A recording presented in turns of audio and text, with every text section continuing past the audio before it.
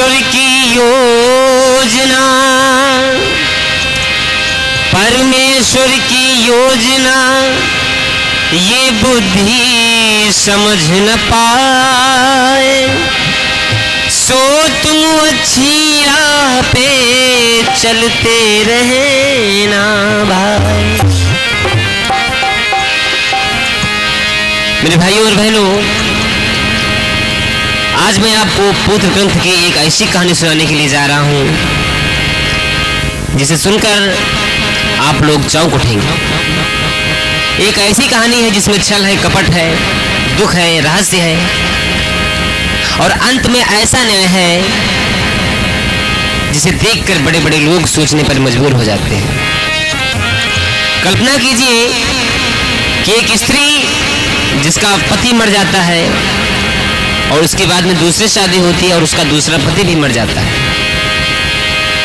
उसके साथ में वादे किए जाते हैं, परंतु उसके साथ में जो वादे किए जाते हैं वो वादे पूरे नहीं किए जाते हैं।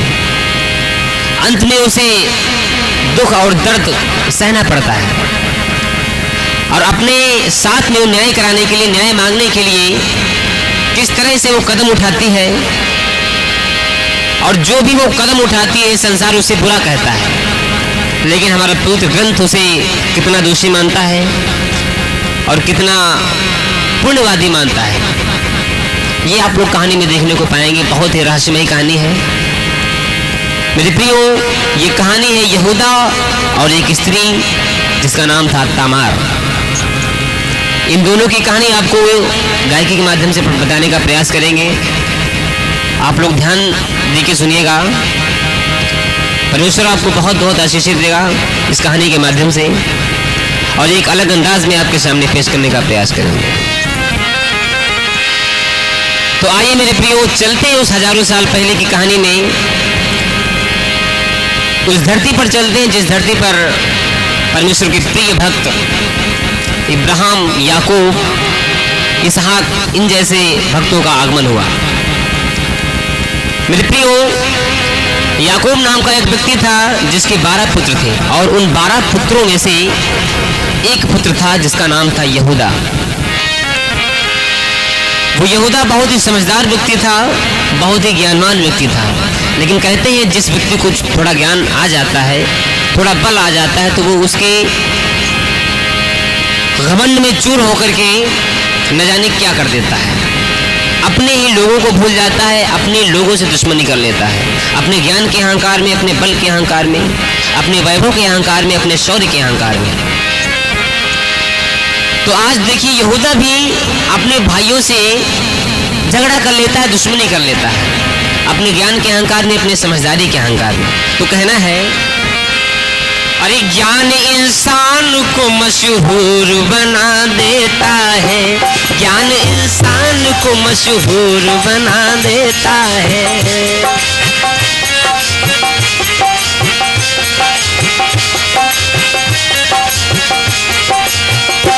मेरे प्रियो,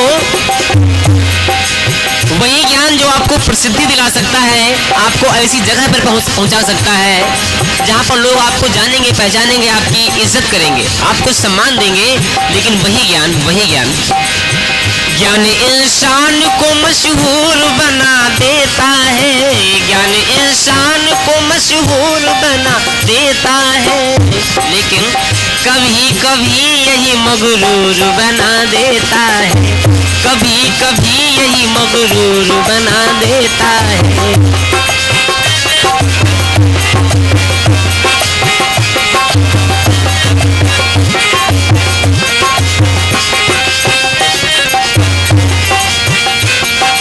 और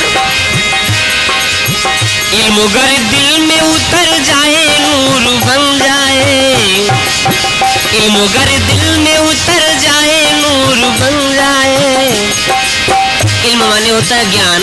अगर यही ज्ञान आपके दिल तक उतर जाए, आपकी आत्मा तक उतर जाए, और जब आत्मा तक आपका ज्ञान उतर जाएगा और जब ये आत्मा आपकी उस परमात्मा से मिलने लगेगी, तो वो आपका जो नूर है दुनिया में चमकने लगेगा।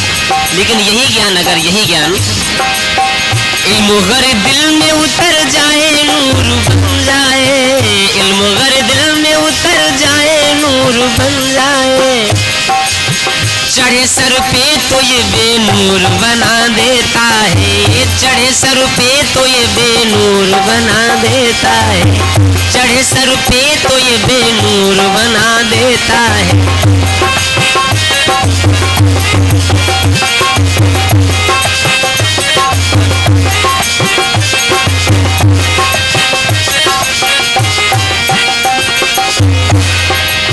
मुझे मिल जाएगा सब दौलत से दुनिया में, मुझे मिल जाएगा, मुझे मिल जाएगा सब दौलत से दुनिया में। जिन लोगों के पास में दौलत ज़्यादा होती है, दौलतमंद वाले लोग होते हैं, तो उनका एक फितूर होता है। क्या फितूर होता है? मुझे मिल जाएगा सब दौलत से दुनिया में, यही गुरूर ये फितूर बना देता है, यही गुरूर ये फितूर बना देता है।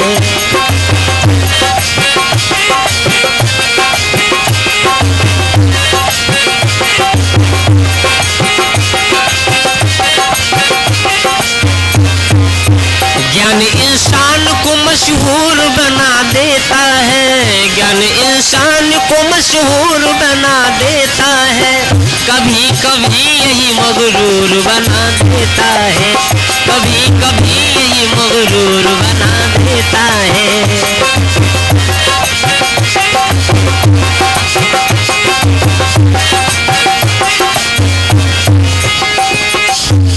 तो आज मेरे प्रियो, यहूदा भी अपने ज्ञान के मद में खो करके अपने भाइयों से झगड़ा करता है और अपने भाइयों से दूर हो करके एक हीरा नामक व्यक्ति के साथ में, जो कि एक अदुल्लाम वासी पुरुष होता है।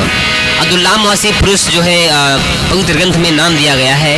इसका अर्थ ये है, इसका तात्पर्य ये है कि वो अदुल्लाम जो एक नगर था उसका निवासी था, इसीलिए उसको बोलते थे अदुल्लाम वासी पुरुष। तो उस हीरा नामक व्यक्ति के साथ में एक नगर में चला जाता है, उसके साथ में चला जाता है, अपने भाइयों से दूर चला जाता है और एक नगर में जाता है और जा कर के वहाँ पर रहता है और वहीं पर एक स्त्री से उसकी मुलाकात होती है। एक कनान की स्त्री होती है जिसके पिता का नाम होता है शुआ। शुआ की बेटी थी जो बहुत ही सुंदर थी, अत्यंत मनोहर जिसे बोलते हैं, जिसका सौंदर्य इतना तेज था, इतना रूपवान था, जिसे देखकर लोग चकित हो जाते थे, मंत्रमुग्ध हो जाते थे, मोहित हो जाते थे।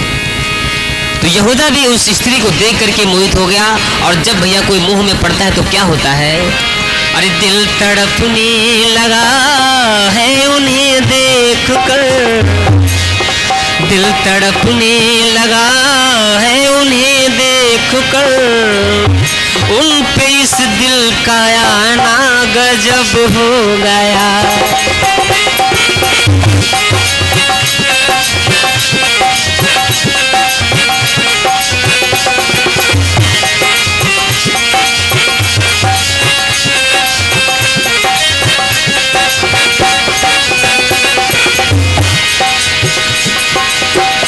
दिल तड़पने लगा है उन्हें देख कर, उन पे इस दिल का आना गजब हो गया।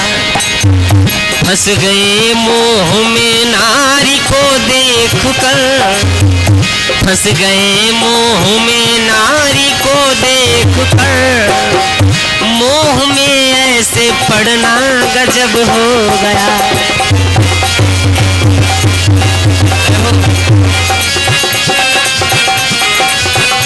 क्या बात है।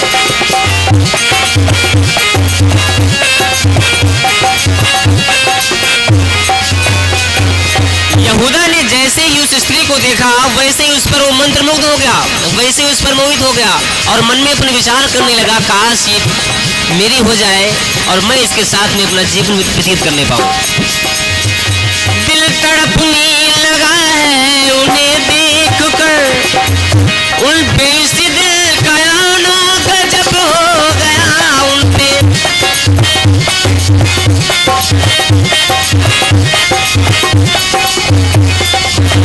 उन पे इस दिल का आना गजब हो गया। फंस गए मोह में नारी को देख कर, फंस गए मोह में नारी को देख कर, मोह में ऐसे पड़ना गजब हो गया।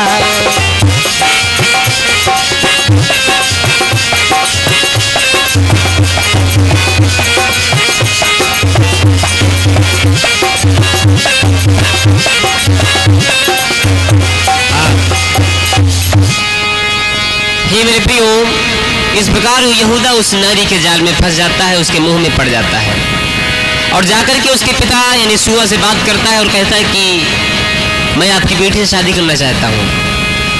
और कैसे ना कैसे करके उसकी शादी उस स्त्री के साथ में करा दी जाती है और उस स्त्री से 3 पुत्रों का जन्म होता है। पहला पुत्र जिसका नाम था एर, दूसरा पुत्र जिसका नाम था ओनान और तीसरा पुत्र जिसका नाम था शेला। एर, ओनान, शेला, इन 3 पुत्रों का जन्म होता है और इन 3 पुत्रों में जो बड़ा बेटा यानी कि एर होता है वो बहुत ही अधर्मी व्यक्ति होता है। बेटा तभी अधर्मी बनता है जब उसका जो पिता होता है सही से नहीं चलता है, अपना जीवन सही से व्यतीत नहीं करता है। आप लोगों ने अपने जीवन में खुद देखा होगा, जिनके पिता शराब में डूबे रहते हैं, अलग अलग नशों में रहते हैं, तो उनके जो बेटे होते हैं वो कभी भी सक्सेस नहीं हो पाते हैं। उनकी दिशा कभी भी सही राह में नहीं जा पाती है, क्योंकि जब पिता ही उस राह पर नहीं चल रहा है तो बेटा कैसे राह पर चल सकता है। तो उसका जो बड़ा बेटा एर होता है वो बहुत ही अधर्मी हो जाता है, पापी हो जाता है। इतना बड़ा पापी हो जाता है, इतना बड़ा पापी हो जाता है कि वो परमेश्वर की नजरों में खटकने लगता है। अरे पापी हो गया, अरे पापी हो गया, भैया पापी हो गया। एर पापों के घेरे में पापी हो गया, एर पापों के घेरे में पापी हो गया।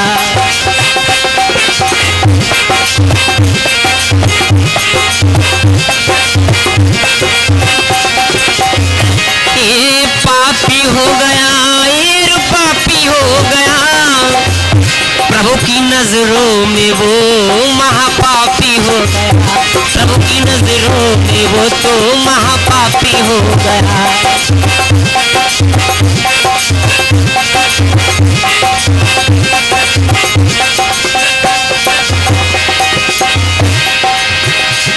अरे किया यहोवा ने नाश है उसका,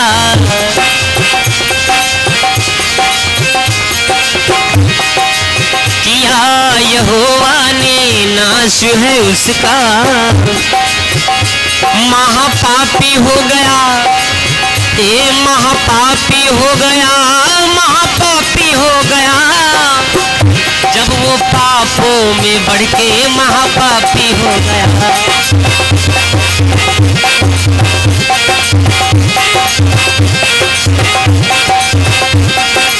और ऐसा ही नहीं, एक बात ध्यान रखना मेरे प्रियो, जिस घर में अधर्म होता है, जिस घर में एक कुमति होती है,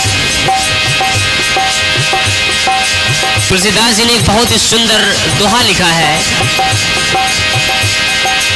जहां जहां सुमति तहां संपत्ति नाना, और जहां कुमति तहां विपत्ति नाना।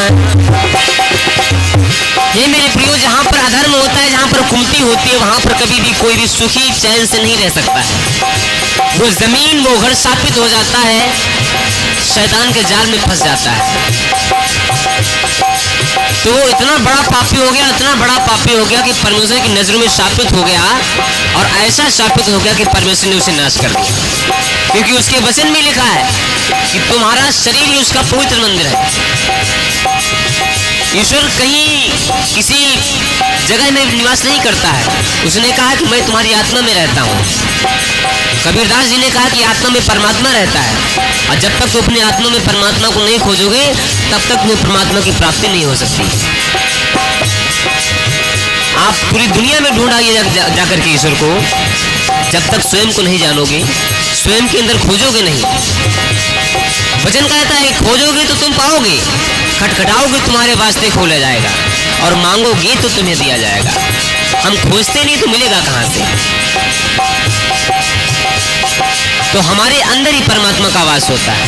और जब हम इस आत्मा को, इस शरीर को बर्बाद करते हैं, नशों में पढ़ करके बर्बाद करते हैं, व्यभिचार में पढ़ करके बर्बाद करते हैं, चोरी में पढ़ करके बर्बाद करते हैं, तो हमारा कभी भला नहीं हो सकता, वो परमेश्वर हमें भी बर्बाद कर देगा। इसलिए अरे सापी हो गया वो तो सापी हो गया, प्रभु की नजरों में वो एक सापी हो गया।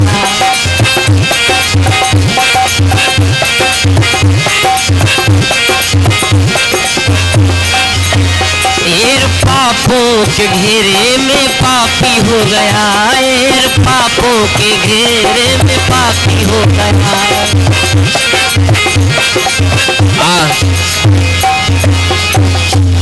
तो मेरे प्रियो, एर बहुत बड़ा धर्मी हो गया और उसकी शादी भी करा दी गई थी, जिसकी पत्नी का नाम था तामार।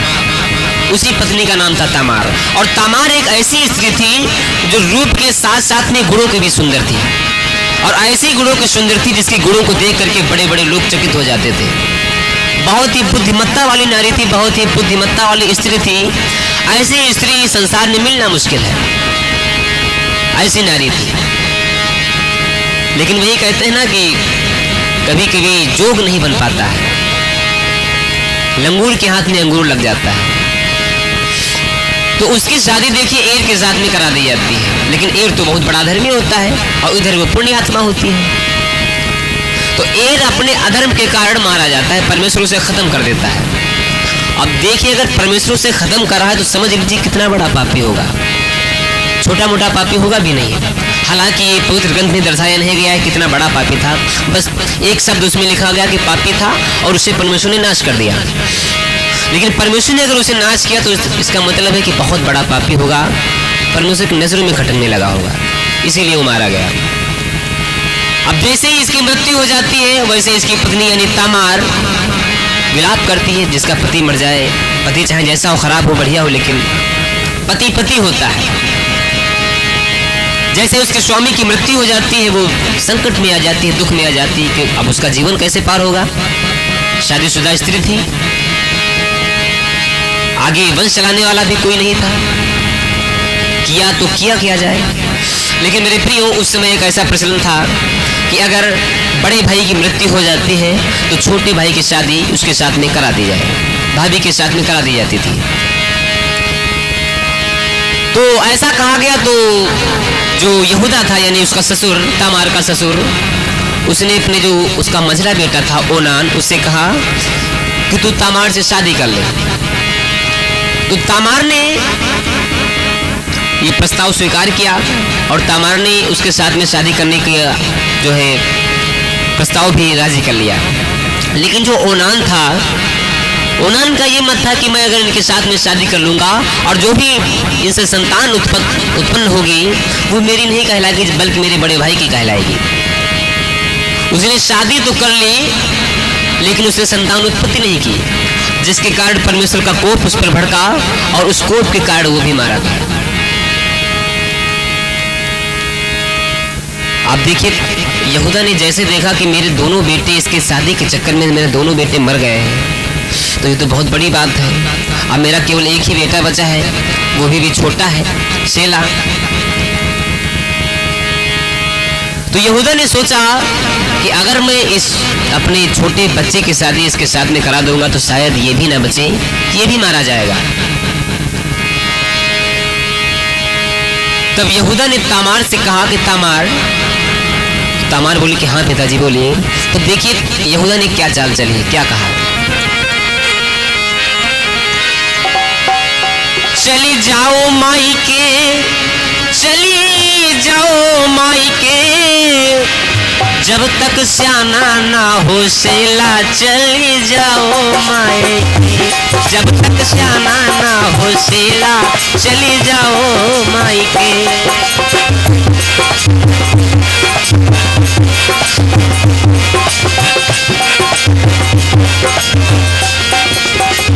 यहूदा बोला है तामार से, अभी मेरा पुत्र छोटा है और मैं तुम्हें आश्वासन देता हूँ, मैं तुमसे वादा करता हूँ, जब ये मेरा छोटा पुत्र बड़ा हो जाएगा मैं इसकी शादी तुम्हारे साथ में करा दूंगा। मैं अपना वंश खत्म करना नहीं चाहता हूँ। देखिए क्या बोला है, चली जाओ माई के, हाँ चली जाओ माई के, मेरा सुत है बच्चा अकेला, चली जाओ माई के, मेरा सुत है बच्चा अकेला, चली जाओ माई के।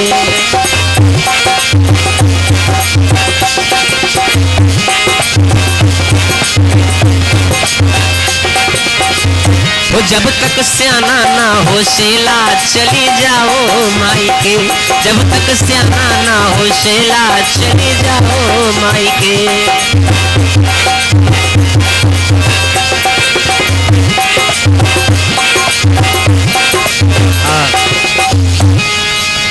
हे मेरे प्रियो, आज यहूदा ने ऐसी बात कही है तमार से कि है तमार, अभी तब तक है तो अपने मायके चली जाओ, और जब मेरा बेटा बड़ा होगा मैं इसकी शादी तुम्हारे साथ में करवा दूंगा। ये आश्वासन देकर के उसको वहां से विदा कर दिया, और वो भी अच्छी स्त्री थी, मान गई, ठीक है पिताजी मैं जा रही हूँ, और उसकी आज्ञा सुन करके वो अपने मायके चली जाती है। धीरे धीरे समय व्यतीत होता है और धीरे धीरे शेला बड़ा होता है, उसकी उम्र भी बढ़ती है। लेकिन देखिए इधर यहूदा जिसने आश्वासन दिया था कि मैं अपने बेटे की शादी तुम्हारे साथ में करवाऊंगा, वो अपने वादे को भूल जाता है, अपने वादे से मुकर जाता है। उसको ये ध्यान नहीं रहता कि मैंने कभी किसी से वादा किया था और वादा मुझको निभाना है, और वो अपने वादे को भूल जाता है। धीरे धीरे करके समय व्यतीत होता है। इधर क्या होता है मेरे प्रियो, यहूदा की जो पत्नी होती है उसकी मृत्यु हो जाती है, क्योंकि यहूदा बहुत ही गलत रास्ते पर चल रहा था और अपने पापों में गिर चुका था, उसे कुछ समझ में नहीं आ रहा था। अब उसकी पत्नी की भी मृत्यु हो जाती है, और पत्नी की जैसे मृत्यु होती है वो विलाप करने लगता है, क्योंकि उसके परिवार में कोई बचा ही नहीं था, दो बेटे खत्म हो गए। अब उसकी पत्नी भी चली गई, अब केवल वो और उसका बेटा शेला बचा था, और उसके सिवाय कोई था ही नहीं।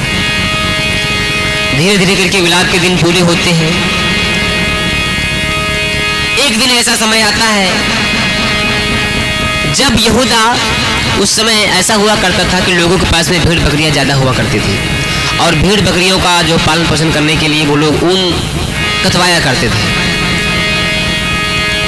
तो यहूदा एक बार ऐसे ही भेड़ों के लिए ऊन कतरवाने के लिए एक नगर को जा रहा होता है, और इधर जो तामार होती है उसको पता चलता है कि तुम्हारा ससुर ऊन कतरवाने के लिए नगर को जा रहा है।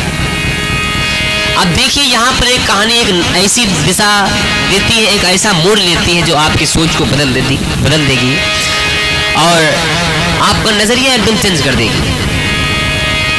अब देखिए उसके मन में क्या ख्याल आता है। अब देखिए लोग उसको तो गलत ठहराएंगे, लेकिन बाइबल उसे क्या मानती, यहीं पर से कहानी का असली बिंदु शुरू होता है। जैसे ही तामार ने सुना कि मेरा ससुर ऊन कतरवाने के लिए नगर में जा रहा है, देखिए उसने क्या किया है मेरे भैया।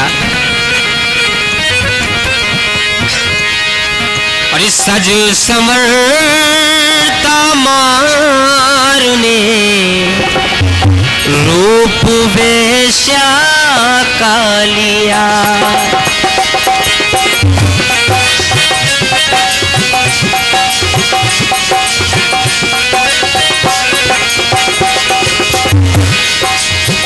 देखिए वो तामार इतनी शर्मिंदा हो चुकी थी, इतनी शर्मिंदा हो चुकी थी, क्योंकि उस जमाने में ऐसा हुआ करता था जिस स्त्री की कोई संतान नहीं होती थी उसको बहुत बड़ी बदनामी की बात होती थी, बहुत उसको कष्ट झेलना पड़ता था, बहुत उसको यातना सहनी पड़ती थी। संसार के तानों से वो परेशान हो चुकी थी, और उसको आशा थी कि मेरा जो ससुर है अपना वादा पूरा करेगा, मेरा भी वंश आगे बढ़ेगा। लेकिन उसका ससुर वादा जब भूल जाता है तो उसे देखिए क्या कदम उठाया। सज संवरता मार ने रूप वैसा का लिया।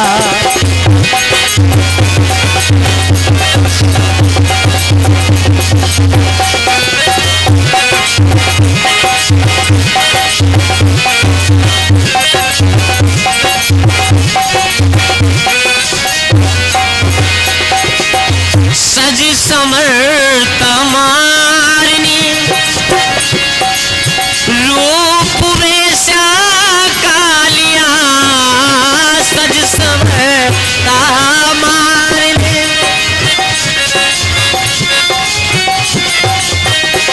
तो सज समर तमारने है रूप वैसा का लिया। चल गई अधिकार लेने ओ, चल गई अधिकार लेने फैसला ऐसा किया। चल गई अधिकार लेने हाय फैसला ऐसा किया।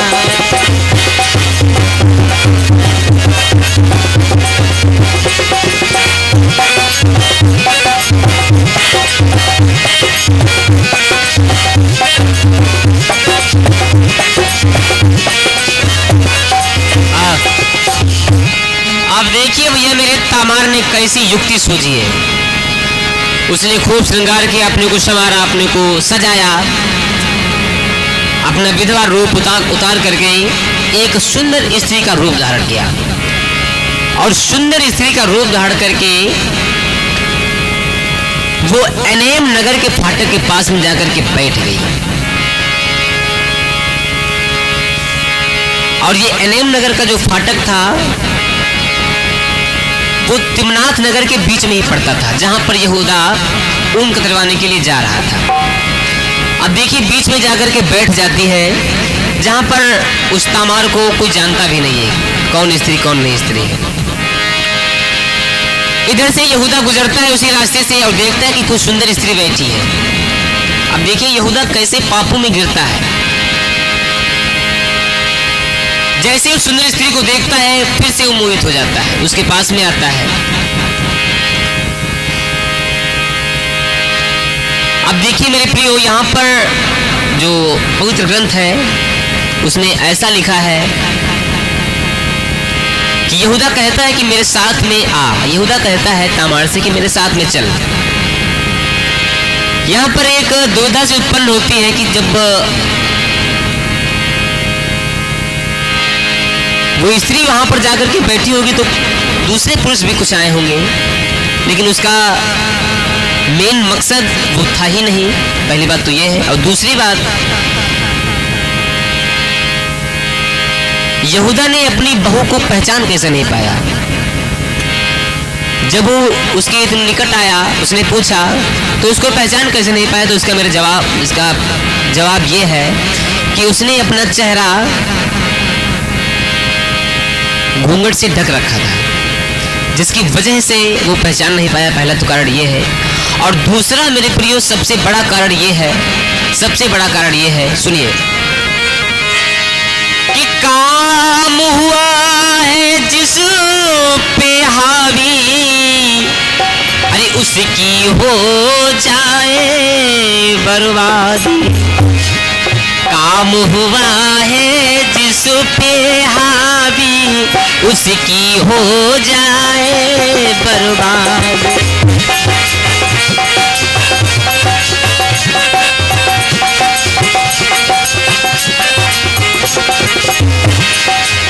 काम हुआ है जिस पे हावी, उसकी हो जाए बर्बादी। बड़ी प्रबल ये काम वासना, होती कभी समाप्त प्यासना।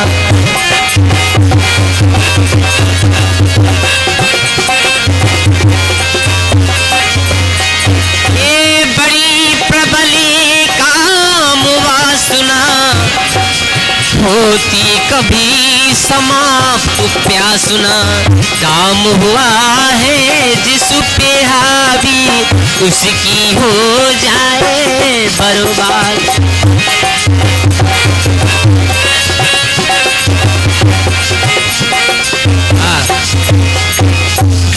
वो काम वासना में इतना अंधा हो चुका था कि वो अपनी बहू को पहचान नहीं पाया, क्योंकि इसी बात में पढ़ करके, इसी पाप में पढ़ करके बहुत ऐसे महान महान विद्वान, बहुत ऐसे महान राजा जो बहुत बड़े परमेश्वर के दास हुए, परमेश्वर के नबी हुए, जो इस पाप में गिर करके अपने को बर्बाद कर लिए, उस परमेश्वर की निगाहों से दूर कर लिए। आपने बहुत खूब पढ़ा होगा दाऊद राजा की कहानी को, जिसने परमेश्वर के हजारों भजन गाए, उसकी भक्ति में इतना मस्त रहता था, उसकी भक्ति में नाचता रहता था, दुनिया से मतलब ही नहीं था, उसको दुनिया की परवाह ही नहीं थी, वो केवल परमेश्वर में मगन रहता था। लेकिन वो भी इस पाप में कर करके परमेश्वर की निगाहों से अपने को दूर कर लिया। तो आज मेरे प्रियो, यहूदा उसके पास में आता है और कहता है, वो समझता है कि एक वेश्या बैठी हुई है, वो जान नहीं पाता है, और कहता है कि मेरे साथ में चल। तब देखिए तामार क्या कहती है, तामार कहती है कि मैं तुम्हारे साथ में तभी चलूंगी जब आप मुझे कोई गहरी निशानी मेरे पास में छोड़ेंगे। अब देखिए गहरी निशानी वो क्यों मांगती, इसका मतलब आपको बाद में पता चलेगा। वो कहती मुझे कोई गहरी निशानी दीजिए तब मैं आपके पास में आऊंगी। तो वो कहता है बताओ क्या चाहिए तुम्हें, क्या निशानी मैं आपको दूं, बताओ। ये बकरी का बच्चा मेरे पास में ले लो मेरे पास से। तो कहती बकरी का बच्चा ये नहीं चाहिए, मुझे तुम्हारी मुहर चाहिए, तुम्हारे जो बाजू बंद है ये चाहिए, और जो तुम्हारे हाथ की जो छड़ी है ये भी मुझे चाहिए। तो देखिए उसको क्या पता, तो वो भी सारी जो जितनी मांग करती है तमार सब कुछ उसे दे देता है और उसके साथ में चला जाता है। इसके बाद में है मेरे प्रियो, कुछ दिनों के पश्चात में ये घटना होने के बाद में यहूदा वहां से चला जाता है, उनको करवाने के लिए उस नगर तिम्नात में चला जाता है। इसके बाद में कुछ महीनों के पश्चात जो तामार होती है गर्भ से होती है, और इधर जो है यहूदा को पता चलता है, यहूदा को पता चलता है कि तुम्हारी बहू गर्भ से है। तो यहूदा क्रोध से अंगारा हो जाता है, लाल बबूला हो जाता है। वो कहता है ये हमारी वंश की जो है इतनी बदनामी करवा रही है, मैं इसे आग में जिंदा जला दूंगा। और याकूब जो यहूदा होता है गुस्से में कहता है, क्या कहता है, तामार क्रोध से कहने लगा, तामार क्रोध से कहने लगा, ये बात न सहने पाएगी, मेरे वंश को है बदनाम किया, मेरे वंश को है बदनाम किया, वो आज जलाई जाएगी।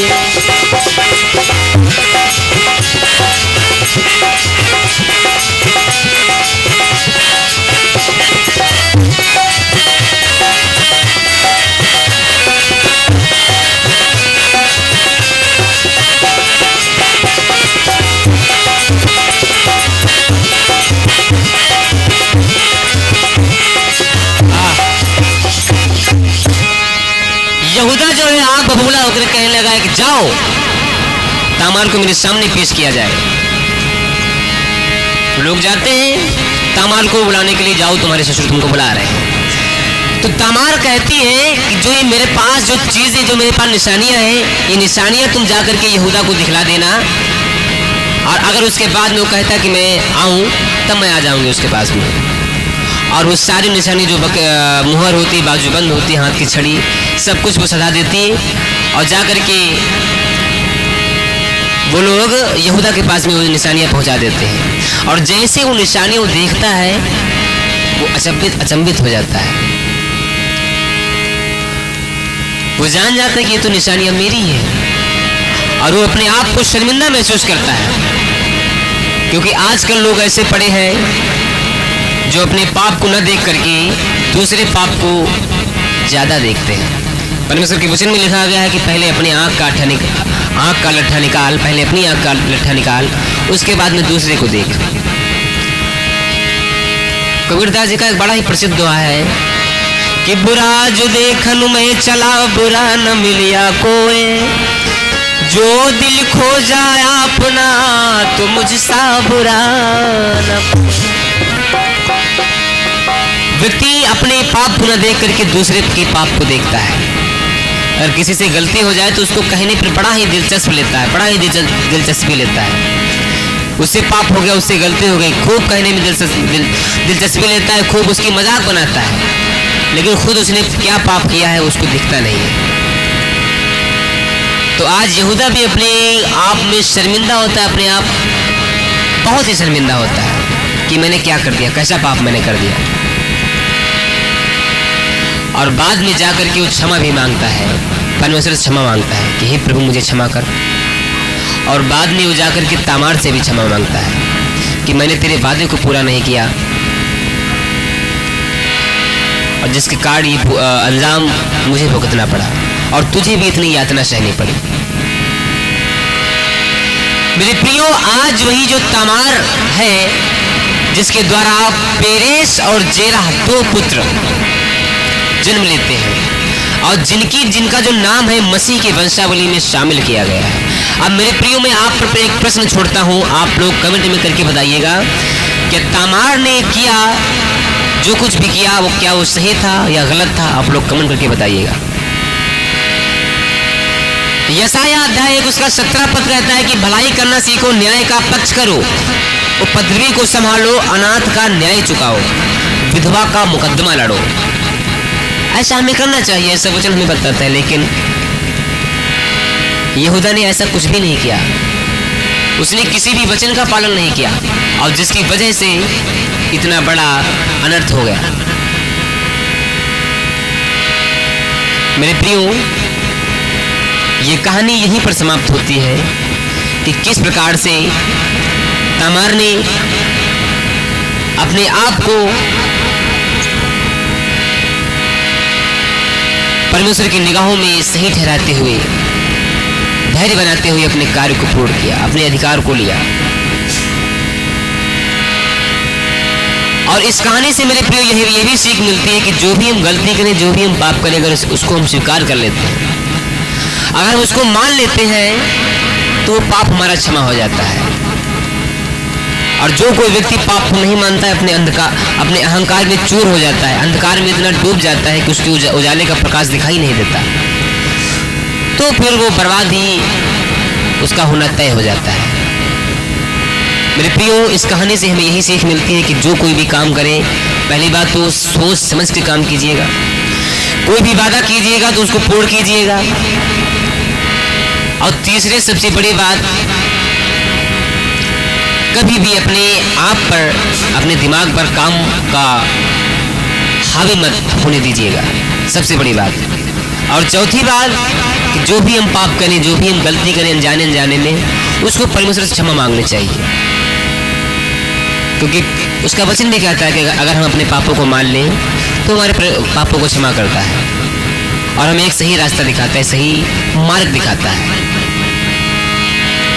तो अपनी गलतियों को मानना ही सबसे बड़ी शिक्षा है इस कहानी की। आशा करता हूँ ये कहानी आपको पसंद आई होगी, एक नए अंदाज में आपके सामने पेश करने का प्रयास किया है। और मेरे प्रियो, इन वचनों को आप लोग अपने दिमाग में, अपने हृदय में जरूर बसा करके रखें, क्योंकि वचन नहीं आपके जीवन की रोटी है और इसी जीवन की रोटी के माध्यम से आपका जीवन जो है एक अनंत ऊंचाई तक पहुंच सकता है। परमेश्वर आपको कहाँ ले जाना चाहता है वो आपको नहीं पता होगा, ना हमको पता होगा, वो उसको ही पता होता है। लेकिन हम उसके वचनों पर चलते रहें, उसकी आज्ञाओं को मानते रहें, यही हमारा कर्म है, यही हमारा धर्म है। यही कहानी का उद्देश्य है मेरे प्रियो। ये कहानी आपको कैसे लगी, कृपया अपनी राय कमेंट में अवश्य बताइएगा। और इस तरह की कहानी अगर आपको पसंद है तो आप लोग कमेंट में बताइएगा, वो भी आपके सामने लाने का प्रयास करेंगे और इसी तरह गायकी के माध्यम से पेश करने का प्रयास करते रहेंगे। तो मेरे प्रियो, दो शब्द परमेश्वर का भजन, एक आराधना, उसके बाद में वीडियो समाप्त होगी और आप लोग सुस्त रहें, मस्त रहें।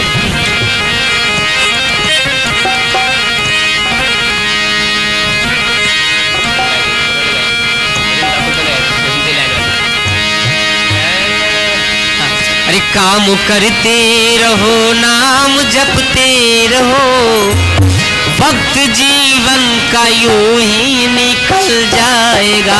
काम करते रहो, नाम जपते रहो, वक्त जीवन का यूं ही निकल जाएगा। काम करते रहो।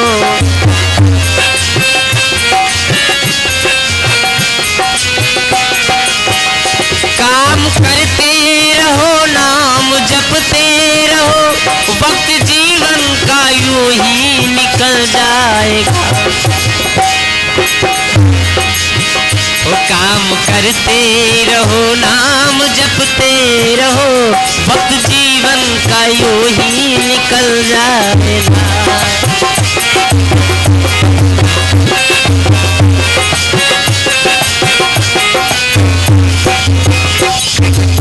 बोले प्रभु यीशु मसीह